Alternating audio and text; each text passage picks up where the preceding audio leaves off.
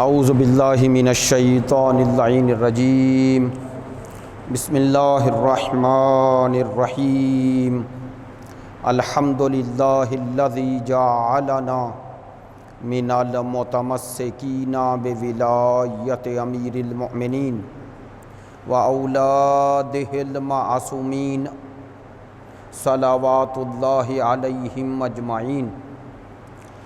الحمد للہ الذی لا یبلغ مدحتہ القائلون ولا یحصی نعماءہ العادون ولا یعدی حقہ المجتہدون۔ الذی لا یدرکہ بعد الہمم ولا ینالہ غوث الفتن۔ الذی لیس لصفتہ حد محدود ولا نعت موجود ولا وقت معدود ولا اجل ممدود۔ فطر الخلائق بقدرتہ ونشر الریاح برحمتہ والصلاة والسلام والتحیۃ والاکرام علی سیدنا ومولانا حبیبنا وحبیب قلوبنا شفیعنا ابی القاسم محمد وآلہ الاطیبین الاطہرین الاجمدین الامجدین الذین اذھب اللہ عنہم الرجس وطہرہم تطہیرا۔ واللعنۃ الدائمۃ علی منکری فضائلہم وغاصبی حقوقہم من الآن الی قیام یوم الدین۔ اما بعد فقد قال سبحانہ وتعالی فی کتابہ المجید بسم اللہ الرحمن الرحیم۔ شہر رمضان الذی انزل فیہ القرآن ھدی للناس وبینات من الھدی والفرقان۔ فمن شہد منکم الشہر فلیصمہ ومن کان مریضا او علی سفر فعدۃ من ایام اخر۔ یرید اللہ بکم الیسر ولا یرید بکم العسر ولتکملوا العدۃ ولتکبروا اللہ علی ما ھداکم ولعلکم تشکرون۔ صدق اللہ العلی العظیم۔ ان اللہ وملائکتہ یصلون علی النبی یا ایہا الذین آمنوا صلوا علیہ وسلموا تسلیما۔ محمد وآل محمد۔ سلسلہ گفتگو رمضان اور قرآن کے حوالے سے جاری ہے۔ گزشتہ گفتگو میں یہ عرض کیا کہ ماہ مبارک رمضان ماہ نزول قرآن اور ماہ صیام ہے۔ سورہ بقرہ کی اس آیہ مجیدہ میں اسی دونوں ماہ مبارک رمضان کی خصوصیات اور امتیازات کی طرف اشارہ فرمایا گیا ہے۔ پروردگار عالمین نے ماہ رمضان شہر اللہ کی انہی دونوں عظمتوں اور دونوں خصوصیات کا ذکر اس آیہ مجیدہ میں ذکر فرمایا کہ شہر رمضان وہ مہینہ ہے جس میں قرآن مجید کو نازل کیا گیا ہے۔ نزول قرآن اس ماہ کے ایک امتیاز، ایک خصوصیت کے طور پہ ذکر ہوئی ہے، اور اسی نزول قرآن کے حوالے سے سلسلہ گفتگو کو زیادہ اہمیت ماہ مبارک رمضان کے عنوان سے ذکر کیا جا رہا ہے۔ گزشتہ ایام میں نے اسی ضمن میں یہ عرض کیا کہ ختمی مرتبت وجہ تخلیق کائنات مقصود حیات کی ایک حدیث مبارکہ جسے حدیث ثقلین کہا جاتا ہے، اس حدیث کی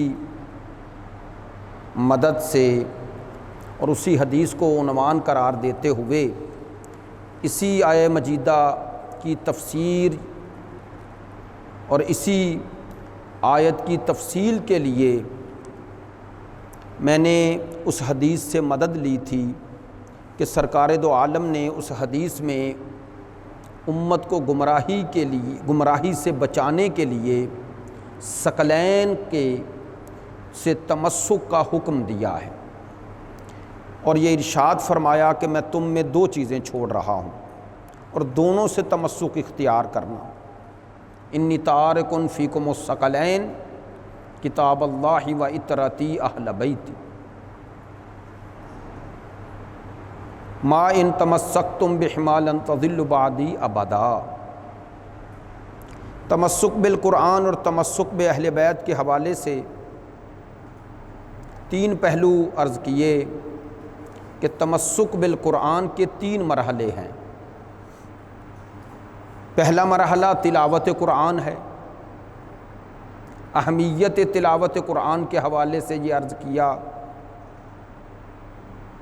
کہ پروردگار عالمین نے بھی جہاں مقصد بعثت سید الانبیاء کو عرض فرمایا ہے، ذکر فرمایا ہے، وہاں پہلا مقصد بعثت ہی تلاوت آیات ذکر کیا ہے، جو خود اہمیت تلاوت قرآن کو سمجھنے کے لیے معاون اور مددگار ثابت ہو سکتا ہے۔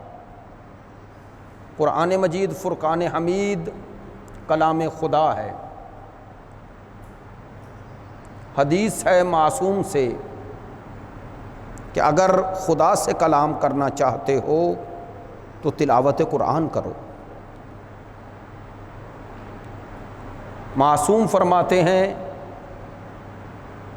اور معصومین کی حیات طیبہ میں تلاوت قرآن کی اتنی اہمیت تھی اور انس با قرآن کا ایک ذریعہ ہے، قرآن سے مانوس ہونے کا ایک ذریعہ، قرآن سے الفت پیدا کرنے کا ایک ذریعہ، قرآن سے قرب پیدا کرنے کا ایک ذریعہ تلاوت قرآن ہے۔ قرآن کو اپنی زندگیوں میں لانے کا ایک ذریعہ تلاوت قرآن ہے۔ مثلا معصوم سے حدیث ہے، امام علی ابن الحسین امام زین العابدین علیہ السلام سے یہ حدیث ہے،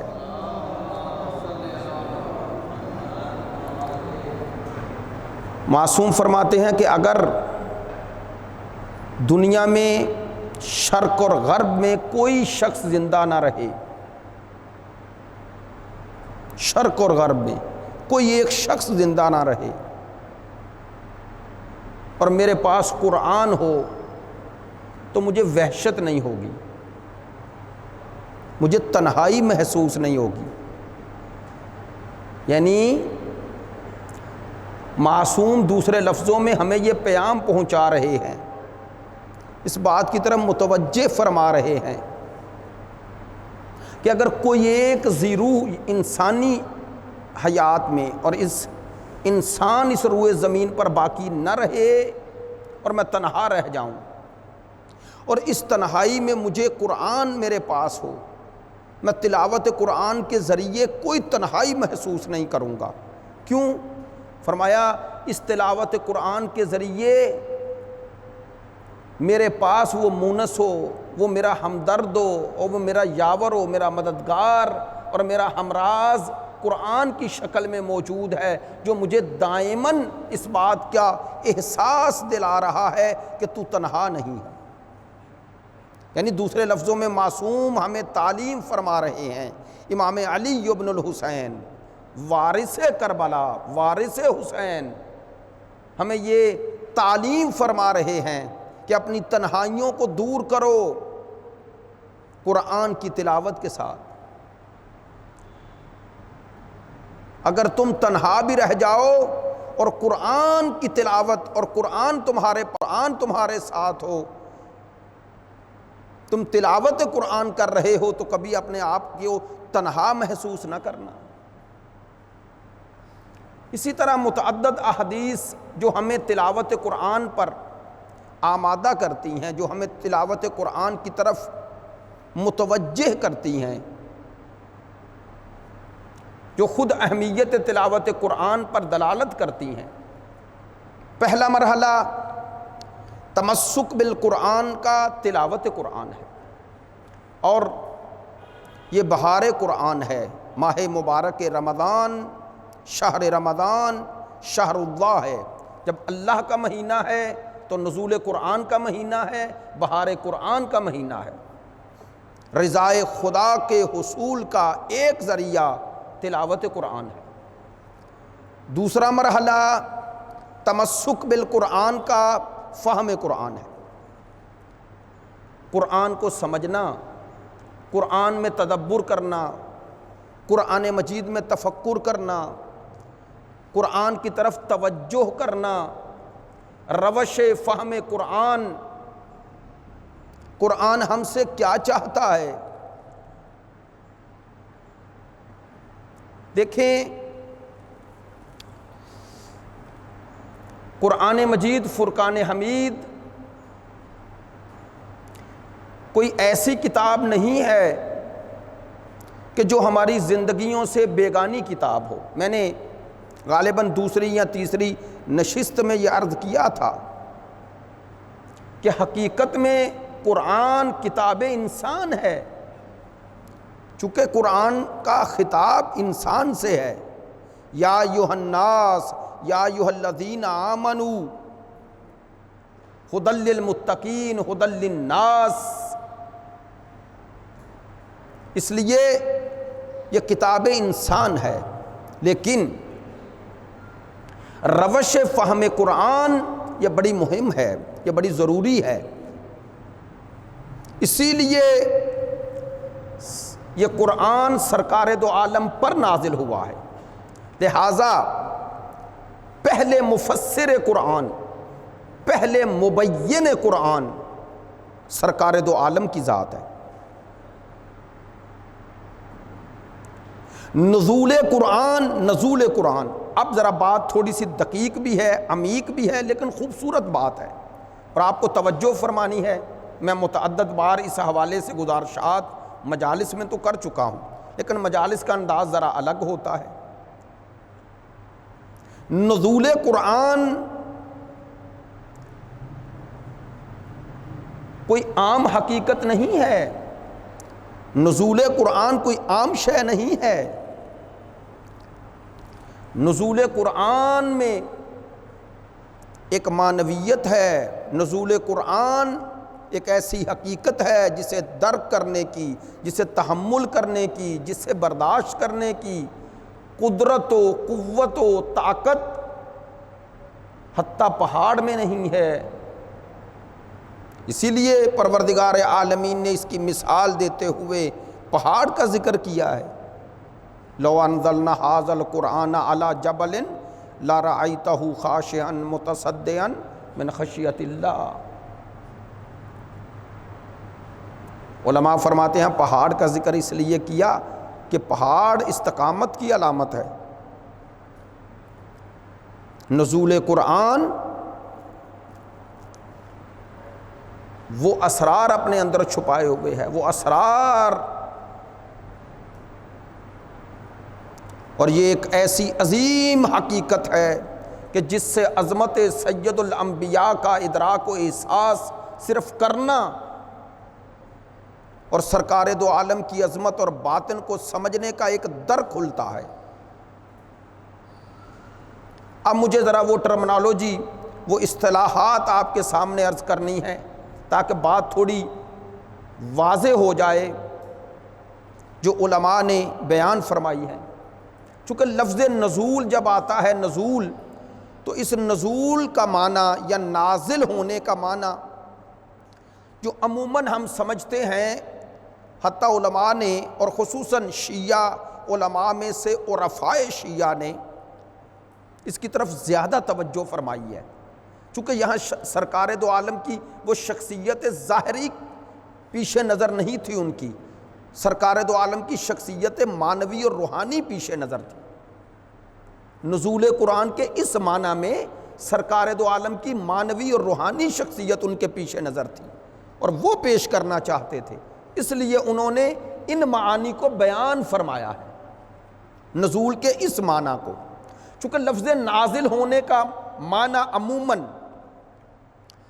جو عوامی معنی ہم سمجھتے ہیں وہ دو طرح کے معنی ہیں۔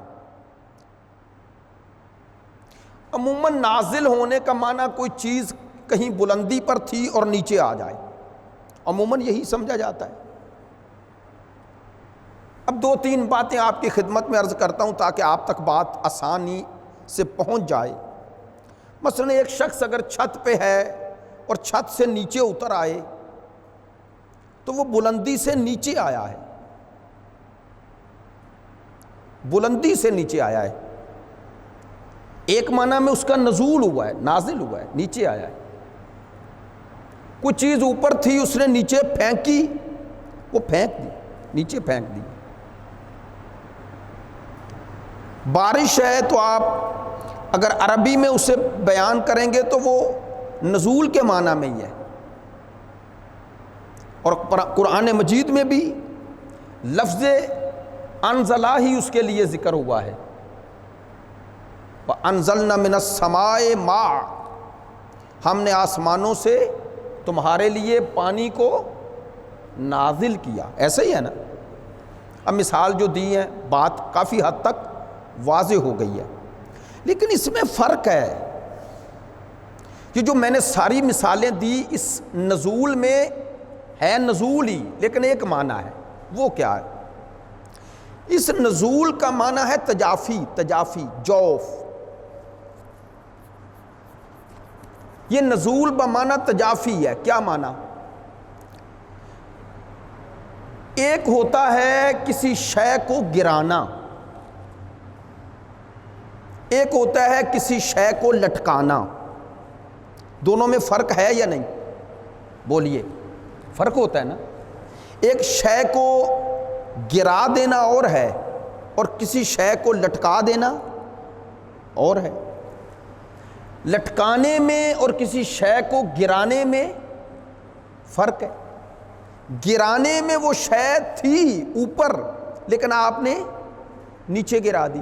لٹکانے میں یہ ہوتا ہے کہ چیز نیچے تو آئی ہے لیکن جہاں پر تھی اس کا ایک سرا وہیں پر موجود ہے۔ میری بات سمجھ میں تو آ رہی ہے؟ متوجہ تو ہیں آپ؟ توجہ فرمائیں گے۔ یہ جو شے کسی شے کو گرا دینا یعنی جہاں تھی وہاں سے نیچے آ جائے، یہ نزول ہے، لیکن اسے کہتے ہیں عربی میں تجافی، جوف۔ بارش کا نزول گرانے کے معنی میں ہے، انداختن، گرا دینا، اویختن نہیں ہے، لٹکانا نہیں ہے، گرانا ہے۔ یعنی بارش جب بادل کے دوش پر ہے تو نیچے نہیں ہے، ایسے ہی ہے نا۔ بخارات کی شکل میں وہ گیسز ہیں، وہ جب گیسز ملتی ہیں اور وہ آپ کی شکل میں مائع بنتا ہے اور زمین پہ گر جاتا ہے وہ پانی بن کے، تو بتائیں وہ جب تک وہ خاص ایک پروسیس میں نہیں آئی اور وہ پانی نہیں بنا تو زمین پر ہے وہ پانی، وہ بارش نہیں ہے نا۔ اور جب وہ اوپر ہے تو نیچے نہیں، اور جب نیچے پانی کی شکل میں گر گئی تو اوپر ہے نہیں ہے۔ قرآن کا نزول ایسے نہیں کہ جبرائیل گئے اور وہاں سے چیز لی اور یہاں دے دی اور اب ادھر ہے اور ادھر نہیں۔ توجہ فرمائیں گے۔ قرآن کیا آفاقی کتاب ہے، اور قرآن مجید میں اور باقی کتابوں میں حتیٰ نزول میں بھی یہ فرق ہے۔ اللہ اکبر، اللہ اکبر، یہ فرق ہے۔ یہ نزول قرآن جو ائمہ کی روایات کی شکل میں ہے، یہ کوئی سینہ گزر شے نہیں ہے۔ ابھی میں معصوم کی روایت بھی پڑھوں گا، 3 معصوموں کا کلام ہے جو شاہد ہے اس پر۔ پہلے ذرا تھوڑا سا اس بات میں غور فرما لیں تاکہ آپ کے لیے اس تعجب اور حیرانگی نہ رہے۔ پھر بات دہراتا ہوں، قرآن کا نزول بارش کی طرح نہیں، قرآن کا نزول ایسے نہیں جیسے کسی چیز کو گرا دیا جاتا ہے۔ جیسے ایک شے بلندی پر تھی اور آپ نے نیچے پھینک دی اور وہ آ گئی، ایسے نہیں، ایسے نہیں ہے۔ قرآن کا نزول کیسے ہے؟ توجہ فرمائیں، نہ بارش کی طرح، نہ بلندی سے ایک چیز گرانے کی طرح ہے۔ قرآن پھر نازل بھی ہوا ہے، آپ کہہ رہے ہیں اس طرف کیسا نزول ہے؟ امیر المومنین سے بھی روایت ہے اور امام صادق علیہ السلام سے بھی روایت ہے، دو معصوموں سے روایت ہے کہ قرآن کا نزول کیسے ہے۔ فرماتے ہیں فَتَجَلَّ اللَّهُ سُبْحَانَهُ غَيْرَ أَن يَكُونُ أَن يُبْصِرَهُ، یہ بھی لفظ ہے، وَغَيْرَ أَن يَكُونُ رَآهُ۔ فرماتے ہیں یہ قرآن کا نزول تجلی کی شکل میں ہے، تجلی کی۔ تجلی کا معنی یہ ہے کہ قرآن کو گرایا نہیں گیا۔ اب لفظ گرایا چونکہ اردو میں اس کا متبادل کوئی ہے نہیں، گرایا نہیں گیا، قرآن کو لٹکایا گیا ہے، تجلی کی شکل میں بھیجا گیا ہے۔ تجلی کی شکل میں بھیجا گیا، اس کا معنی یہ ہے کہ قرآن جب وہاں سے چلا تو الفاظ نہیں، یہ اس کی ایک نورانی شکل ہے۔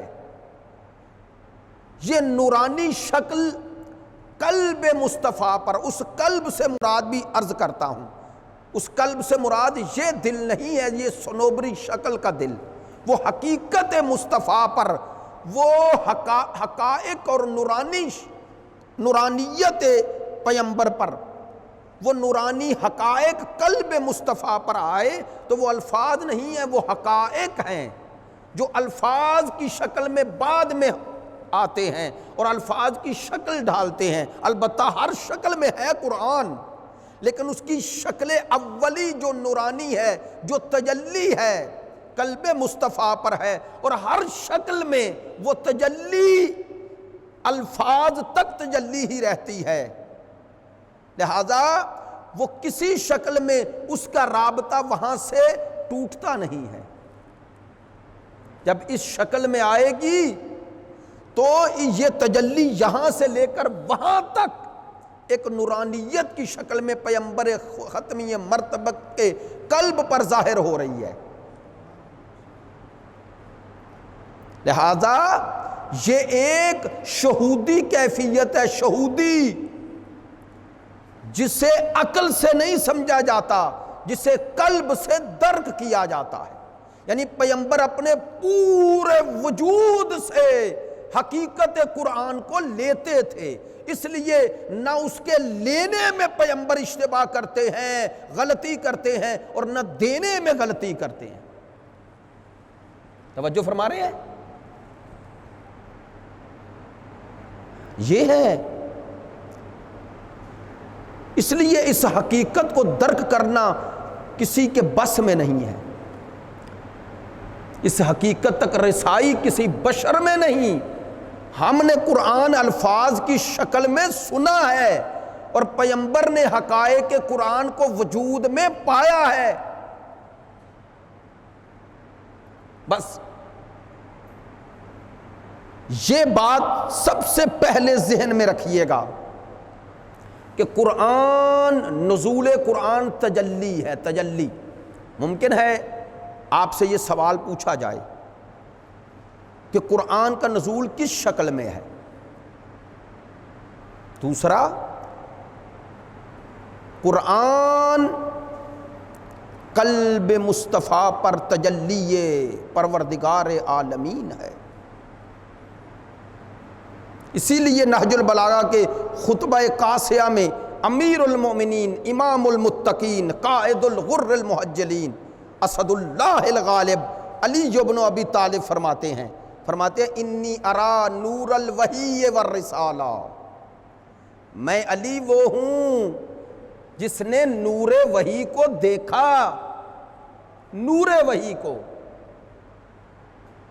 تو اگر اس نور وحی سے مراد یہ الفاظ قرآن پڑھنا ہے، یہ تو ہم سب پڑھ رہے ہیں، اس میں کیا خصوصیت ہو گئی؟ بس پتہ چلا کہ وہ مولا جس نور وحی کی طرف اشارہ فرما رہے ہیں اس سے مراد الفاظ نہیں، حقائق ہیں۔ البتہ فرق ہے، سرکار نے بلا واسطہ دیکھا ہے اور مولا علی نے بالواسطہ دیکھا ہے۔ بقول ایت اللہ جوادی عاملی نے، وہ فرماتے ہیں چونکہ امیر المومنین نفس رسول ہیں لہذا باطن مرتضیٰ باطن مصطفیٰ ہے، اس لیے مصطفیٰ از راہ رسالت دیکھتے ہیں اور مرتضیٰ از راہ ولایت دیکھتے ہیں، اسی لیے نفس رسول ہیں، اس لیے نفس مصطفیٰ ہیں۔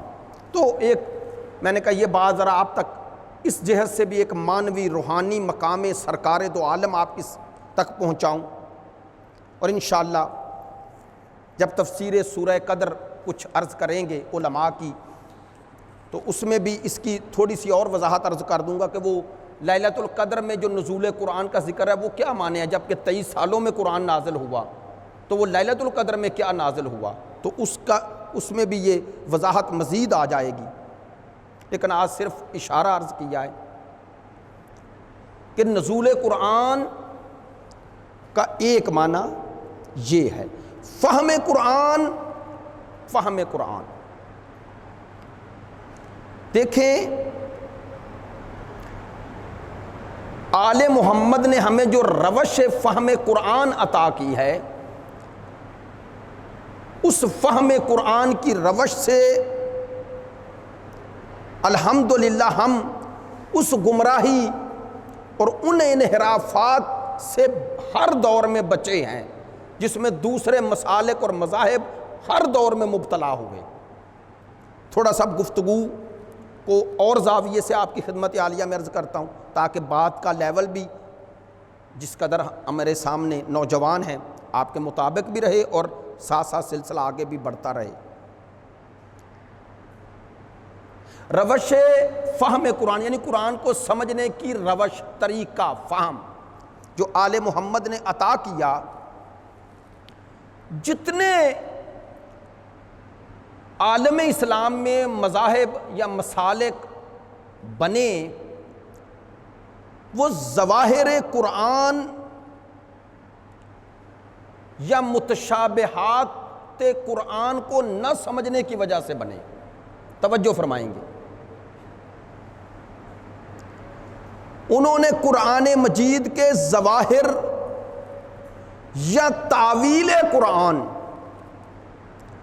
یعنی قرآن مجید کے الفاظ سے ظاہری طور پہ وہی معنی لے لیے جو عام عربی بدو اور وہی عامی معنی لے رہا تھا۔ توجہ فرمائیں گے، جبکہ قرآن کا مقصود و منظور ان الفاظ کو ادا کرنے سے وہ نہیں تھا جو عام عربی بدو سمجھ رہا تھا۔ یہیں سے انحراف کا آغاز ہوا۔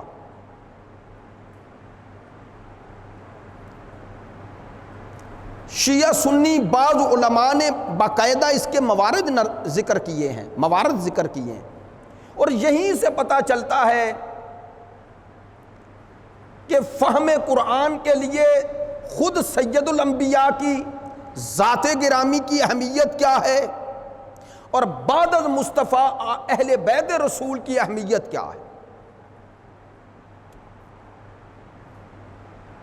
بعض لوگوں نے کہا کہ فہم قرآن میں آل محمد کا مقام و مرتبہ کیا ہے اور کیا ان کی اہمیت ہے۔ جب ہم نے عملی زندگی میں دیکھا تو وہ قرآن فہمی میں ہمیں ناکام نظر آئے، حتیٰ ظواہر قرآن کے مسائل بھی حل نہ کر سکے۔ مثلاً جو حدیث پڑھ رہا ہوں، اسی حدیث کے ضمن میں حدیث ثقلین میں سرکار دو عالم نے جو ارشاد فرمایا کہ قرآن اور اہل بیت دونوں سے تمسک اختیار کرنا، اسی حدیث کے ضمن میں علامہ ابن حجر مکی نے ایک حدیث نقل کی جو اہل بیت اطہار کے بارے میں بڑی خوبصورت حدیث ہے کہ سرکار دو عالم نے ارشاد فرمایا فی کل خلف من امتی عدول من اہل بیتی ینفون عن ھذا الدین تحریف الضالین و انتحال المبتلین وتاویل الجاہلین۔ توجہ فرمائے، حدیث کا ترجمہ عرض کر رہا ہوں۔ فرماتے ہیں سرکار نے فرمایا میری امت کے ہر گروہ میں میری اہل بیت کے عادل افراد موجود ہوں گے جو گمراہوں کی تحریف، باطل پرستوں کی نسبتوں اور جاہلوں کی تاویل کو اس دین سے دور کرتے رہیں گے۔ کیا خوبصورت الفاظ ہیں۔ جو اس دین سے جاہلوں کی تحریف، ضالین گمراہوں کی تحریف کا معنی ہوتا ہے حرف یحرف، تحریف کا معنی ہوتا ہے کسی لفظ کو بدل دینا۔ دیکھیں کیا دقیق الفاظ ہیں، کسی لفظ کو اس کے معنی سے بدل دینا۔ شہید مطہری رحمت اللہ علیہ نے آج سے کئی سال پہلے، یعنی انقلاب اسلامی کو آئے ہوئے 42 سال ہو گئے، اس سے بھی پہلے یعنی 50 سال یا 60 سال پہلے انہوں نے ایک کتاب لکھی تھی تحریفات عاشورہ۔ تو اس میں ایک لفظ وہ لکھتے ہیں، قرآن مجید نے بھی یہ لفظ استعمال کیا ہے، وہ فرماتے ہیں کہ تحریفات دو طرح کی ہوتی ہیں۔ ایک دفعہ ہوتا ہے ایک لفظ کو آپ اٹھا کے دوسرا لفظ رکھ دیں، کہتے ہیں، وہ فرماتے ہیں کہ ایک لفظ اگر اس کی جگہ دوسرا لفظ رکھا جائے تو اس کی شناخت آسان ہوتی ہے، ایسے ہی ہے۔ لیکن کہتے ہیں کہ ایک بڑی دقیق تحریف ہوتی ہے جو عوام کو پتہ نہیں چلتی، وہ ہوتی ہے تحریف معنوی۔ لفظ وہی رہتا ہے، معنی اپنی مرضی کا دے دیا جاتا ہے۔ توجہ فرمائیں گے، وہ کہتے ہیں یہ سب سے مشکل تحریف ہے اور یہ عام انسانوں کو پتہ نہیں چلتی۔ مثلا وہ کہتے ہیں لفظ کا تقدس وہی ہے، لفظ وہی استعمال ہو رہا ہے، معنی اپنی مرضی کا دے دیا جاتا ہے۔ چلیں تاکہ بات مثال سے اور آسان ہو جاتی ہے، ایام رمضان بھی ہیں، ایام شہادت مولا کائنات بھی آئیں گے، خوارج کا ذکر بھی آئے گا۔ آپ کو معلوم ہے کہ خوارج کا مشہور ترین نعرہ کون سا تھا؟ لا حکم الا للہ۔ کیا معنی اس کا؟ کہ اللہ کے علاوہ کسی کا حکم نہیں چلے۔ اچھا بول کے بتائیں یہ نعرہ برا ہے؟ اللہ کے علاوہ کسی اور کا حکم چلنا چاہیے؟ نہیں، نہ ہونا چاہیے۔ کون مسلمان ہے جو یہ کہے کہ خدا کے علاوہ کسی اور کا حکم ہونا چاہیے؟ مسلمان، مومن، موحد کہتا ہے، بولیں کہے گا کوئی مسلمان، مومن، موحد آپ کو دنیا میں نظر آئے گا جو کہے کہ اللہ کے علاوہ کسی اور کا حکم ہونا چاہیے؟ آئے گا نظر؟ نہیں نا۔ تو مولا نے کیوں مخالفت کی؟ سنیے، جب امیر المومنین کے سامنے یہی لوگ آئے اور آ کر یہی نعرہ بلند کیا، لا حکم الا للہ، لا حکم الا للہ، امیر المومنین نے کیا جواب دیا؟ مولا نے فرمایا کلمۃ حق یراد بہا الباطل، کلمہ حق ہے لیکن جو اس سے تم نیت کر رہے ہو، جو مراد لے رہے ہو، وہ باطل ہے۔ کیا خوبصورت معنی کیا! اے علی تو باب مدینۃ العلم ہے، واقعاً حقاً۔ یعنی مولا نے کیا ہم سب کو درس دیا، اپنے پیروکاروں کو؟ مولا نے فرمایا صرف نعروں پہ نہ جانا، صرف الفاظ پہ نہ جانا، جب تک اس نعرہ لگانے والے اور اس الفاظ کے استعمال کرنے والے کی حقیقی نیت کا پتہ نہ چل جائے۔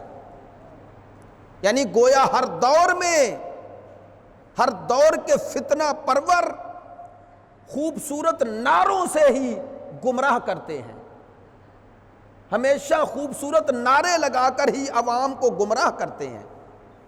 ان کا مقصد ان نعروں سے عوام کو اپنے گمراہ کن مقاصد تک پہنچانا ہوتا ہے۔ تو ہر دور کے خوارج کو گمراہ کرنے کے لیے ہر دور کے اموی صفت اور مکار و عیار لوگوں کا ہتھیار خوبصورت نعرے ہوتے ہیں، اور ان اموی صفت اور مکار و عیار لوگوں کے ہتھیار ہمیشہ یہ سادہ لوگ، یہ خوارج صفت لوگ ہی بنتے ہیں۔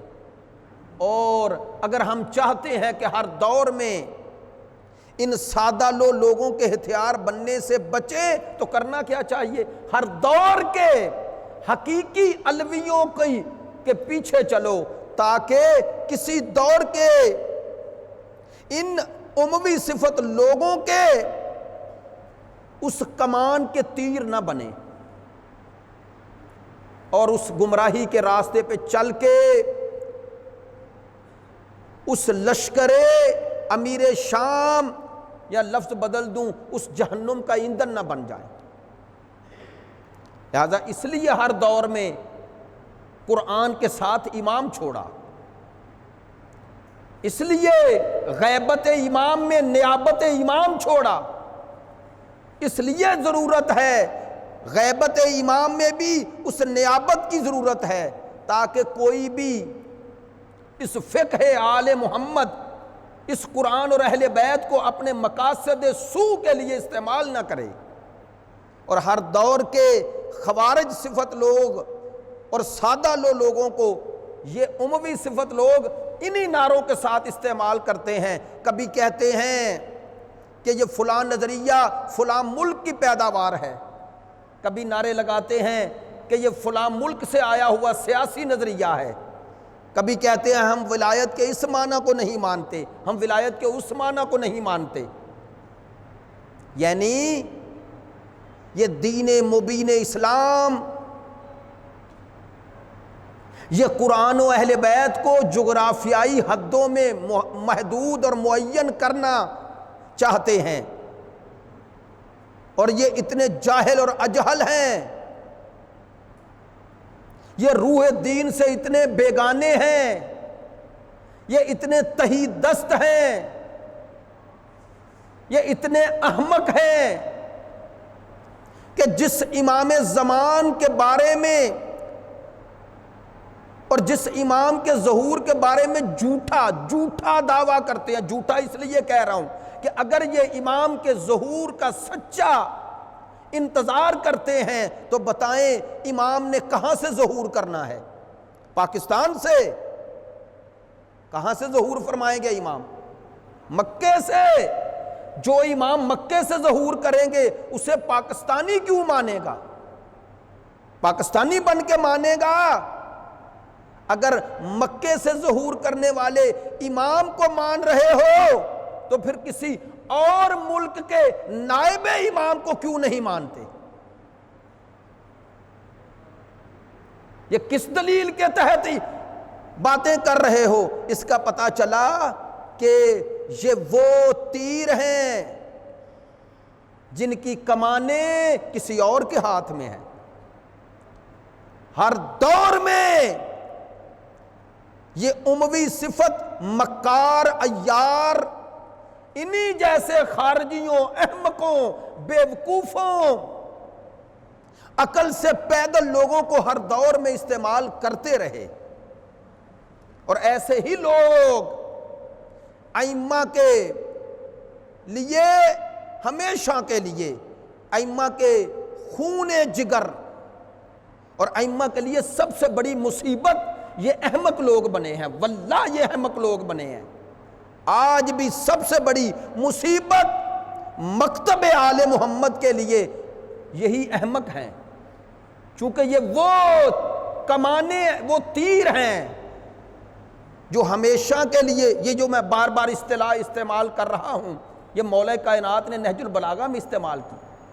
مولا نے فرمایا یہ خوارج وہ تیر ہیں جو میرے دشمنوں کی کمانوں میں وہی کام کر رہے ہیں جو کمان میں تیر کرتا ہے۔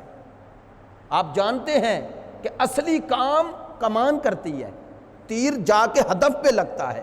اگر کمان نہ ہو تو تیر نہیں لگتا، اور اگر تیر نہ ہو تو کمان کو فائدہ نہیں ہوتا۔ مولا نے فرمایا خوارج وہ تیر ہیں اور کمان میرا مقابل امیر شام ہے۔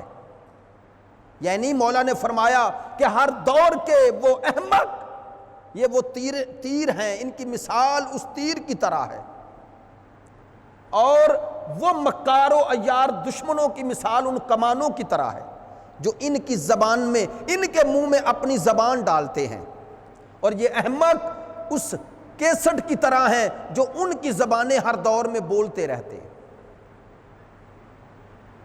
یہ ولایت کے نام پہ ان کی زبانیں بولتے ہیں، یہ ولایت کے نام پہ ان کی باتیں کرتے ہیں۔ اس لیے ماہ مبارک رمضان ماہ بیداری ہے، ماہ تنبہ ہے، ماہ توجہ ہے، ماہ طہارت ہے، ماہ تدبر ہے، ماہ تفکر ہے۔ قرآن اور اہل بیت ثقلین کے دامن کو تمسک ثقلین کا مہینہ ہے۔ شاید ادھر نزول قرآن اور ادھر عروج ناطق قرآن دونوں کی نسبت اسی لیے تھی کہ سرکار دو عالم نے اسی لیے ارشاد فرمایا ہے کہ علی اور قرآن ایک دوسرے سے جدا نہیں ہوں گے۔ خداوند متعال ہمیں عارف قرآن و علی بنائے، عاشق قرآن و علی بنائے، ہم دونوں کا دامن تھامیں، ہم عارف قرآن بھی بنے، عارف علی بھی بنے، ہم عاشق قرآن بھی بنے، عاشق ولایت بھی بنے، ہم اسی طرح قرآن کو پہچانے جیسے علی چاہتے ہیں، اور ہم ویسے ہی عارف علی بنے جیسے قرآن چاہتا ہے۔ ہم علی کو قرآن سے لیں اور قرآن کو علی سے لیں، ان دونوں کو ایک دوسرے سے الگ نہ کریں، دونوں کو ایک دوسرے سے لیں، چونکہ دونوں ایک دوسرے کی شناخت کرواتے ہیں، دونوں ایک ہی سکے کے دو رخ ہیں۔ فرق اتنا ہے کتابی شکل میں آئے تو قرآن بنتا ہے اور انسانی شکل میں آئے تو علی بنتا ہے۔ اہل بیت اور قرآن انسانوں کی ہدایت کے لیے آئے تھے، انسانوں کو اس ظلمات طبیعت سے نجات دے کر خدا کی بندگی کے دائرے میں لانے کے لیے آئے ہیں۔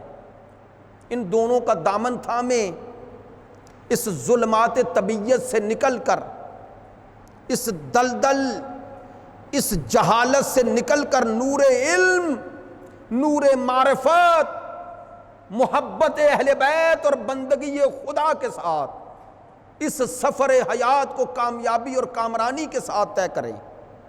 لیلۃ القدر آ رہی ہے، شبہ قدر آ رہی ہیں، شبہ قدر جہاں نزول قرآن کی شب ہیں وہاں صاحب قرآن کی شب ہیں۔ ان دونوں چیزوں کو اپنے سینے سے لگاتے ہوئے نور ایمان کے ساتھ، معرفت کے ساتھ، ان دونوں کے ساتھ سفر طے کرنا ہے۔ انشاءاللہ گفتگو کا سلسلہ جاری رہے گا، معرفت قرآن اور اہل بیت کا سلسلہ جاری رہے گا۔ بہت سارے گفتگو کے پہلو باقی ہیں، انشاءاللہ بہت سارے معارف اور گفتگو کو ذرا دائرہ وسیع کریں گے، دقیق کریں گے، عمیق کریں گے، نزول قرآن کے حوالے سے، معارف قرآن کے حوالے سے، معارف اہل بیت کے حوالے سے، امام زمان کے پہلو اور امام زمان کی معرفت کے حوالے سے سورہ قدر کے ساتھ اسے ذکر کروں گا، سورہ الحمد کا کچھ پہلو ذکر کروں گا۔ خدا کرے کہ باقی جو دن، چونکہ آخری ہفتہ ہی ہوگا غالباً، چونکہ 2-3 مناسبتیں بھی ہیں، ایک حضرت ام المومنین کی وصال کی مناسبت ہے، امام مجتبیٰ کی ولادت کی مناسبت ہے، ایک دن پھر سوال و جواب کا، غالباً اگلے جمعے کے دن مکمل سوال و جواب ہوں گے۔ اور آپ سے گزارش ہے کہ اس ہفتے کے دوران آپ کے ذہن میں اعتقادی اور قرآنی 2 موضوعات سے ہی مربوط ہوں، چونکہ اگر سوالات کا دائرہ زیادہ وسیع ہو جائے تو پھر جواب دینا ذرا مشکل ہو جاتا ہے، یعنی جواب دینا مشکل سے مراد وہ پھر دائرہ وسیع ہو جاتا ہے۔ کوشش کریں کہ سوال فوکس ہوں قرآن سے اور عقائد کے حوالے سے، اصول دین سے۔ تو کوشش کریں گے کہ اگلے جمعے کا دن پوری نشست سوال و جواب سے رکھ لیں، اور اتوار کے دن جشن کا انشاءاللہ امام مجتبیٰ کے حوالے سے، اور انشاءاللہ اس سلسلے کو اسی دائرے میں آگے بڑھائیں گے۔ آج کی نشست کا خلاصہ، چونکہ میں نے ابھی دیکھا ہے 2 سے 3 منٹ باقی ہیں، تاکہ آپ کے ساتھ آج کی گفتگو کو اسی دائرے میں محدود کریں اور خلاصہ کریں۔ پہلا مرحلہ تمسک بالقرآن پہلا تلاوت قرآن، فہم قرآن، عمل بالقرآن۔ تلاوت قرآن یعنی قرآن سے انس پیدا کریں، الفاظ قرآن کو پڑھنا، قرآن مجید کی تلاوت، قرآن مجید کی تلاوت اور الفاظ قرآن کو پڑھنا خود عبادت ہے، اور بہترین تلاوت قرآن کا جو موقع اور محل ہے وہ ماہ مبارک رمضان ہے۔